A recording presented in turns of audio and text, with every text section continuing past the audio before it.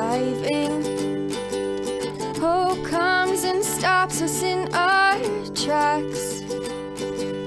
Bravely we prove in our striving, trudging together each day. Where there's a will, there's a way.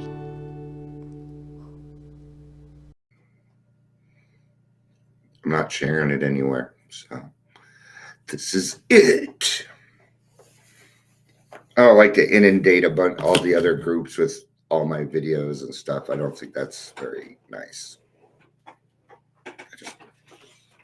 I find that inconsiderate.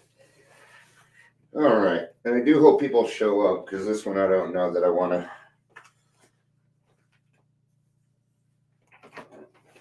I'll get to the 3-minute mark. If we don't have anybody, I'll probably just go ahead and cut it off, because I didn't really share it anywhere and stuff. So, because this one's no fun without other people listening.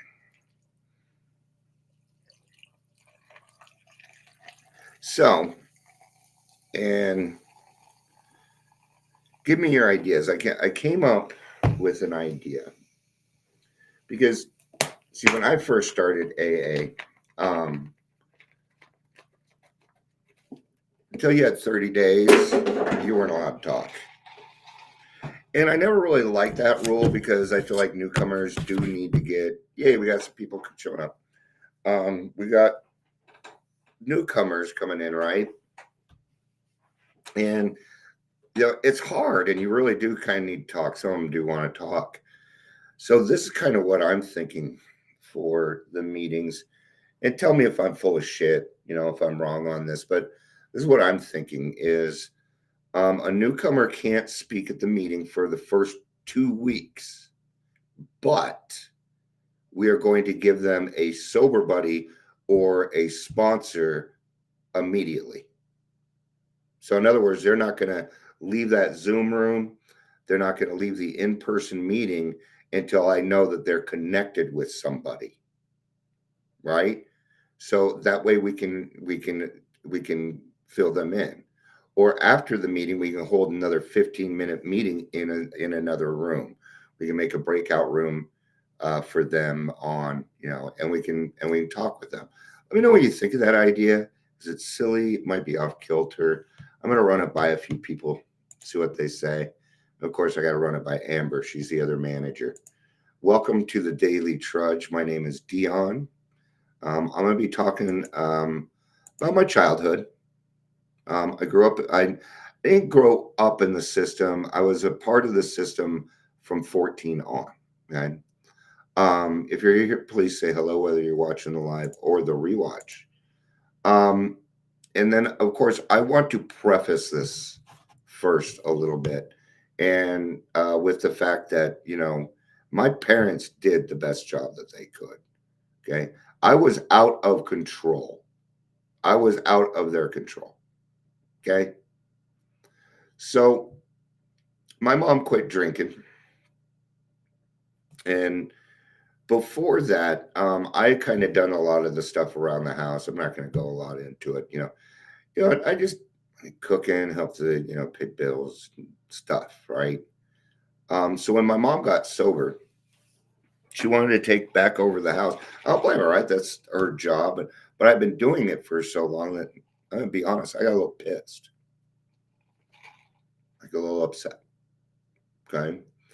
And I supported my mom in her sobriety. I was one of the kids. There was one day she was having a bad day, man. I remember it clearly. She was having a bad day. And I was watching her, and I had been to a couple AA meetings with her, so I was starting to understand some of this stuff. And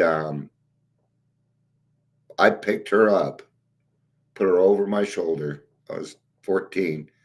And I put her in the car, and I said, go to a meeting before you drink. And she told me I saved her ass that day, man. Right. So my mom and I have always had a good connection. But the resources weren't there like they are now. So I ended up being a part of the system because of that. So the first place that I went, my poor parents, what they told me was They said, you're going to the dentist on Thursday or whatever day it was. Um, absolutely. See, okay. Hey, babe. Hey, Ingrid. Um, where was I? Oh, said I was going to the dentist, and it turns out I went to a place that was called Comitis Crisis Center, which is where I worked last year. That's right. Weird, huh? New place though. They're like, no, this is the same place. I'm like, no, it's not. No, it was a house. So, um, from Comitas, it was funny when I was in Comitas Crisis Center, when you were in there, because all the other kids in there, this was my first time around. I had no idea what was going on, right? And they're like, oh, if they want to send you to Mount Airy, man, and I got sent to Mount Airy Psychiatric Hospital. The grass was so green there. It was so green. So I go to this place. I don't have a choice. And I can tell you right now, I would have ran, but I didn't get the opportunity. Or I would have. I would have taken off. I had this really, really good therapist. Okay. I used to know his name. I forget his name. He was so good that he taught me how to manipulate them all. He doesn't know that, but he did. While I was there, I learned how to meditate. I learned how to become a better criminal. Yeah. So we weren't allowed to smoke on the unit. Yeah, I remember this in 1984. Things were a lot different. Smoking age was 16 back then. So, and, you could either eat lunch or you could eat the meals either on the unit or you could go down if you had been, as long as you'd been good, you could go down and eat in the cafeteria. And what I would do is I go, because they're watching you through the line and stuff.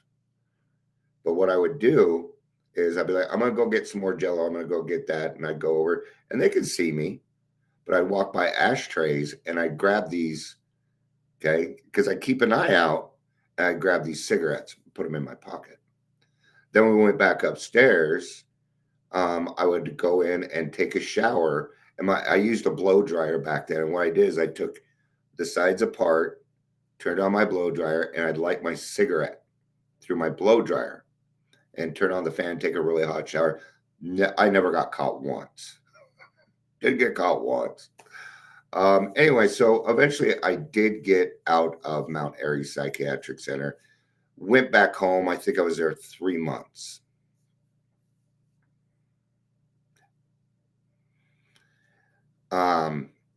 What I would do next is I would go back to school. I did enroll in school, but I didn't go.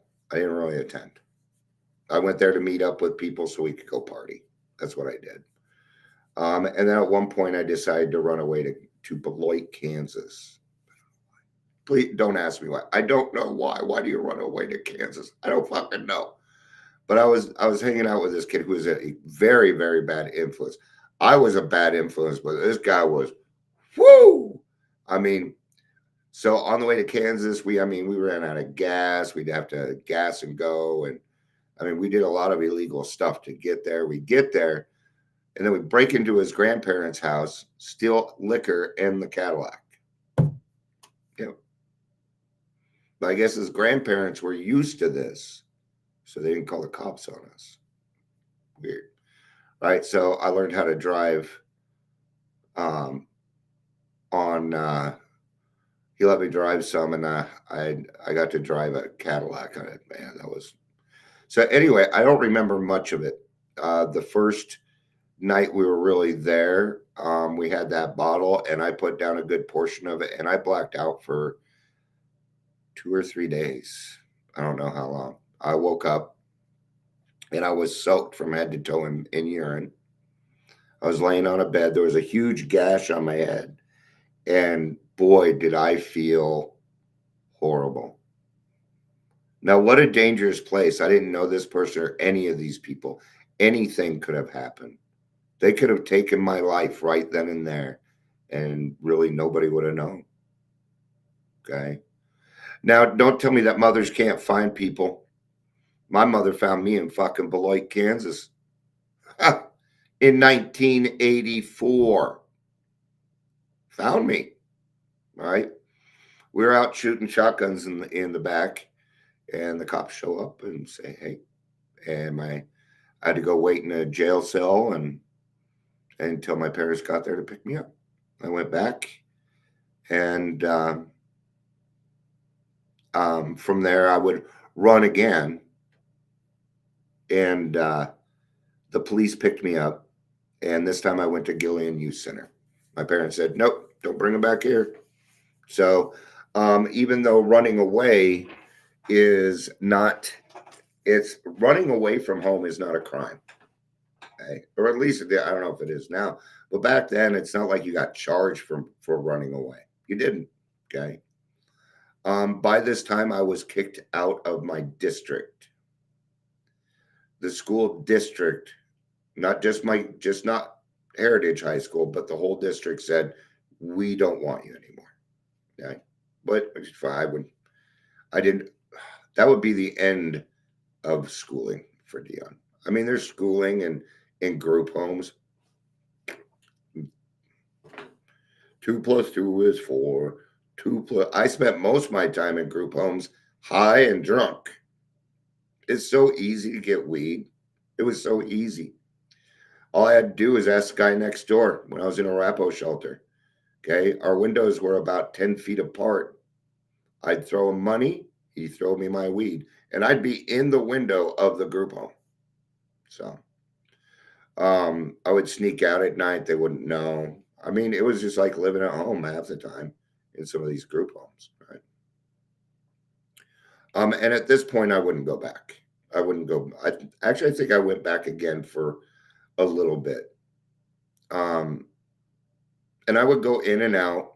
I ran away a couple more times. I'd end up at Gillian Youth Center several times. Okay.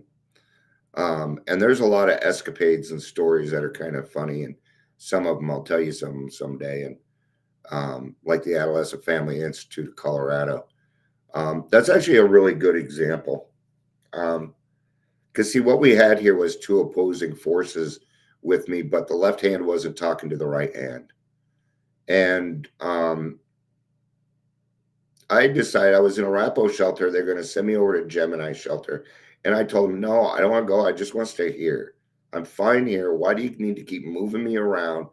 And the counselor's like, "You'll do great." And she was right. She was right. I actually got to Gemini shelter, and there was this counselor. There were a couple counselors there. Shannon knows one of them. I don't remember her name. Was it Linda? Something like that. I lived with her. Wow, that was illegal.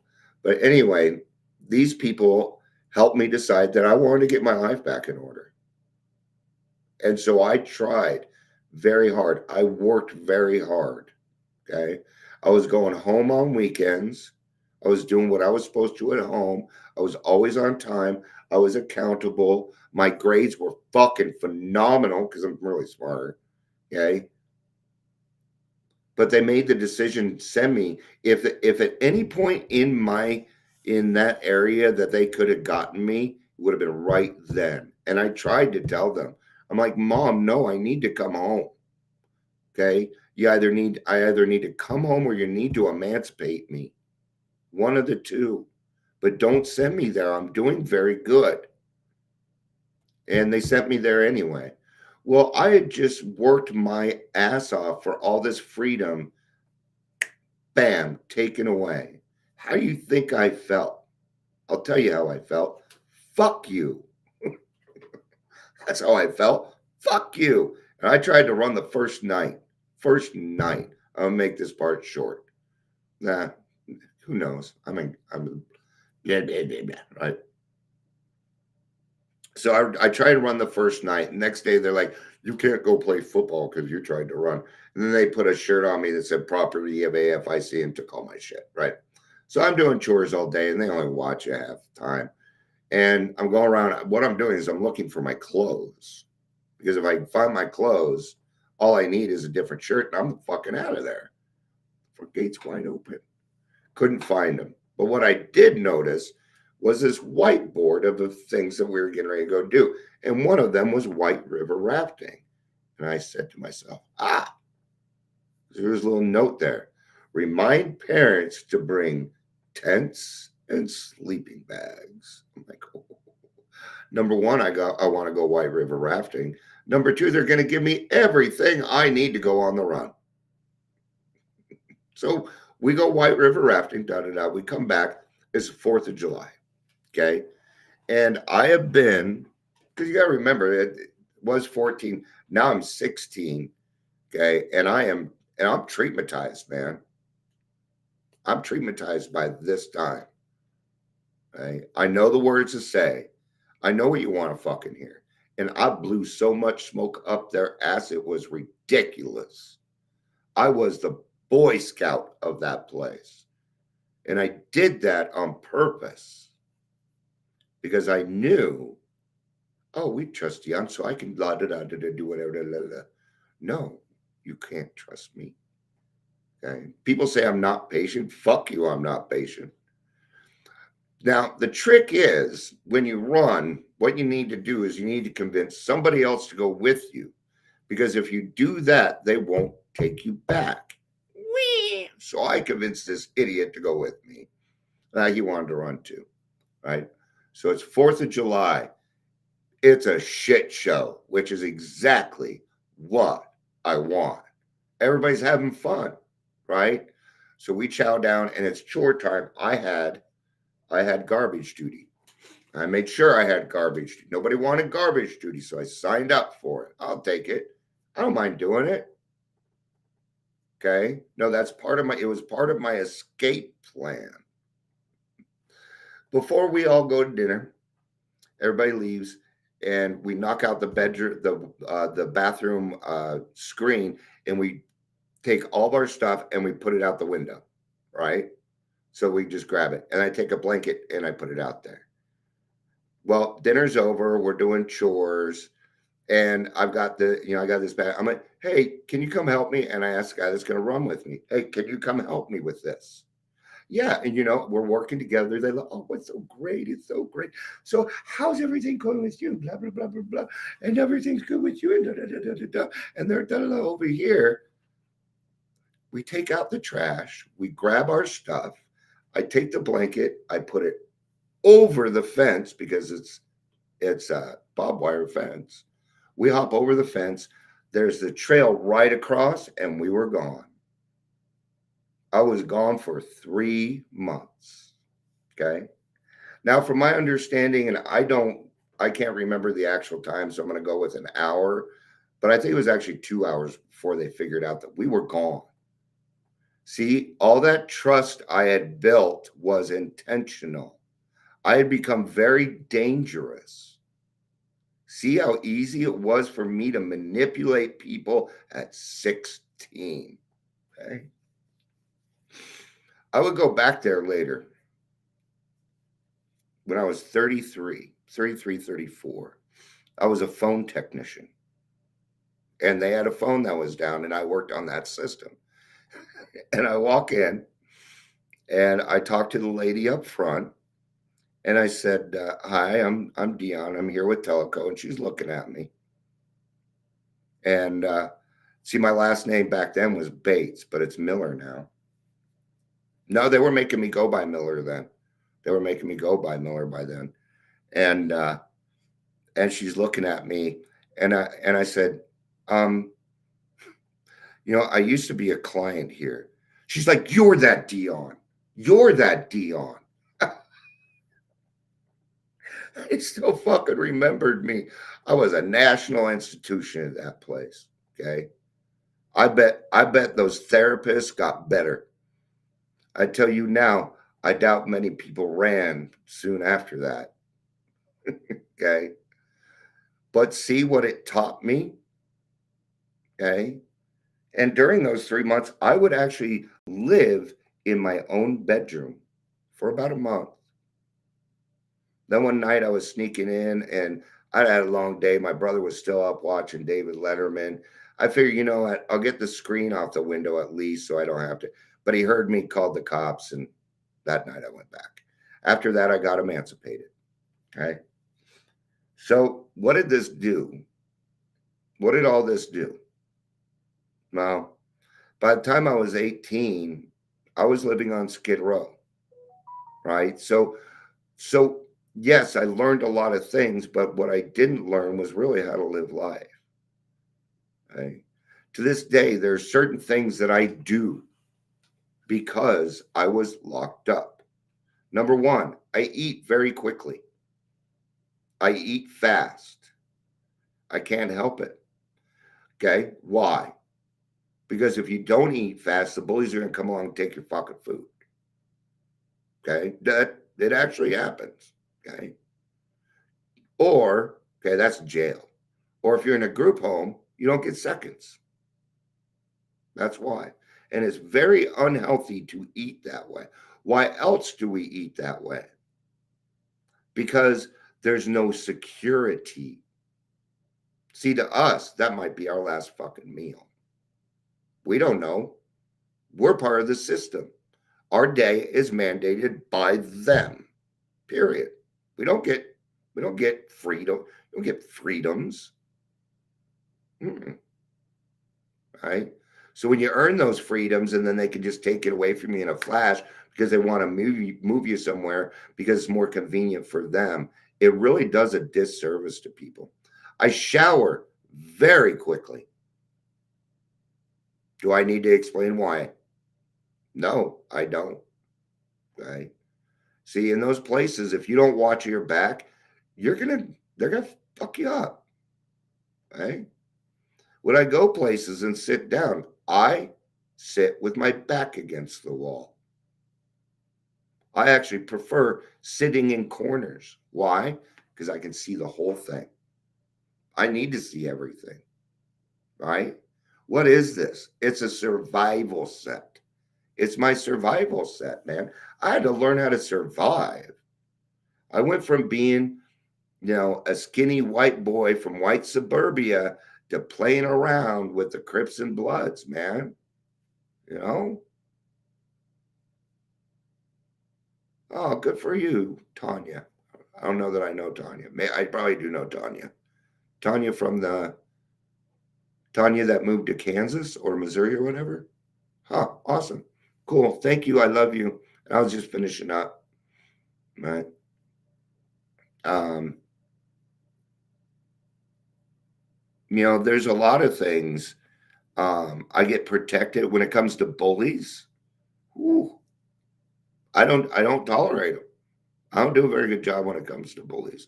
And I often have to actually double check myself with that stuff. All right. That's good. I've got a lot done today. So thank you everybody for being here. Ingrid, babe, it was good to have you. I love you. You know I do. This is going away tomorrow. Tomorrow. We're just going to leave it there. That way you can say goodbye to it. Goodbye. Love you. Bye.